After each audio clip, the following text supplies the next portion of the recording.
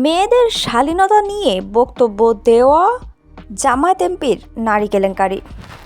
সামাজিক যোগাযোগ মাধ্যমে ছড়িয়ে পড়া জামায়াতে ইসলামের সংসদ সদস্য গাজী নজরুল ইসলামের একটি ব্যক্তিগত ভিডিওকে কেন্দ্র করে দেশজুড়ে ব্যাপক সমালোচনার সৃষ্টি হয়েছে। ভিডিওটির সত্যতা, এতে থাকা নারীর পরিচয়, ভিডিও ধারণ ও ফাঁসের পেছনের ঘটনা এবং সংশ্লিষ্টদের বক্তব্য সব মিলিয়ে বিষয়টি এখন রাজনৈতিক ও সামাজিক অঙ্গনের সমালোচনার ইস্যুতে পরিণত হয়েছে। ভিডিওটি ভাইরাল হওয়ার পর শুরুতে সামাজিক যোগাযোগ মাধ্যমে নানা ধরনের দাবি সামনে আসে। কেউ এটিকে কৃত্রিম বুদ্ধিমত্তা AI দিয়ে তৈরি বলে দাবি করেন, আবার কেউ ভিডিওটিকে বাস্তব বলে উল্লেখ করেন। পরে ফ্যাক্ট চেকিং প্রতিষ্ঠান রিউমার স্ক্যান জানায়, তাদের অনুসন্ধানে ভিডিওটি AI নির্মিত বা সম্পাদিত হওয়ার কোনো প্রমাণ পাওয়া যায়নি। তাদের পর্যবেক্ষণ অনুযায়ী ভিডিওটি বাস্তব ফুটেজ।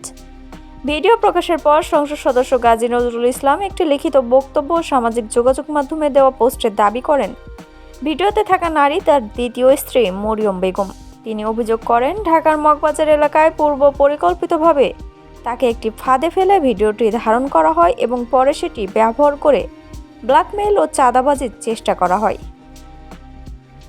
তার ভাষ্য অনুযায়ী ঘটনার দিন তিনি তার প্রথম স্ত্রী, দ্বিতীয় স্ত্রীর বাবা এবং ব্যক্তিগত গাড়ি চালককে নিয়ে মগবাজারে যান। সেখানে কয়েকজন ব্যক্তি তাদের ঘিরে ফেলেন এবং মোবাইল ফোনে পুরো ঘটনা ধারণ করেন। পরে ভিডিও প্রকাশ না করার শর্তে অর্থ দাবি করা হয় বলেও অভিযোগ করেন তিনি।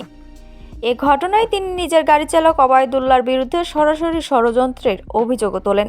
তার দাবি, চালকটি দ্বিতীয় স্ত্রীর আত্মীয় এবং পূর্ব পরিকল্পিতভাবে পুরো ঘটনার সঙ্গে জড়িত ছিলেন। তিনি অভিযোগ করেন, তার কাছ থেকে কয়েক লাখ টাকা আদায়ের চেষ্টা করা হয়েছিল এবং পরিকল্পনা সফল না হওয়ায় ভিডিওটি সামাজিক যোগাযোগ মাধ্যমে ছড়িয়ে দেওয়া হয়। ভিডিওটি ভাইরাল হওয়ার পর বিভিন্ন মহলে সবচেয়ে বেশি আলোচনায় আসে ভিডিওতে থাকা নারীর পরিচয়।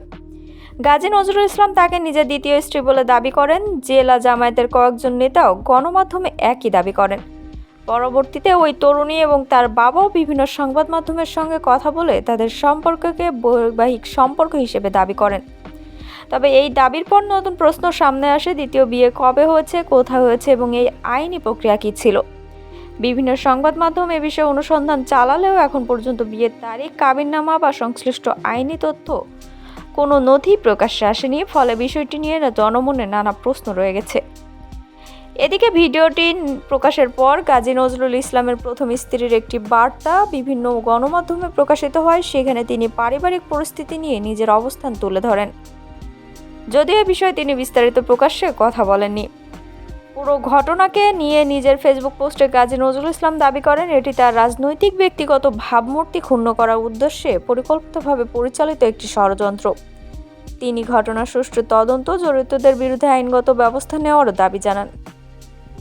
অন্যদিকে ভিডিওটি ছড়িয়ে পড়ার পর সামাজিক যোগাযোগ মাধ্যমে এ নিয়ে ব্যাপক সমালোচনা শুরু হয়। বিভিন্ন মহল থেকে ব্যক্তিগত গোপনীয়তা, রাজনৈতিক উদ্দেশ্য, ব্ল্যাকমেইল, জনপরিসরে ব্যক্তিগত ভিডিও প্রচারের নৈতিকতা নিয়েও প্রশ্ন ওঠে।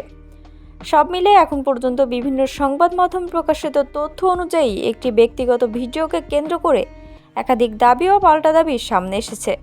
একদিকে ভিডিওটির সত্যতা নিয়ে ফ্যাক্ট চেকিং প্রতিষ্ঠানের পর্যবেক্ষণ, অন্যদিকে সংসদ সদস্যের ব্ল্যাকমেইল ও ষড়যন্ত্রের অভিযোগ। ভিডিওতে থাকা নারী দ্বিতীয় স্ত্রী হিসেবে দাবি এবং সংশ্লিষ্ট ব্যক্তিদের বক্তব্য সব মিলিয়ে ঘটনাটি এখনও সমালোচনার কেন্দ্রবিন্দুতে রয়েছে।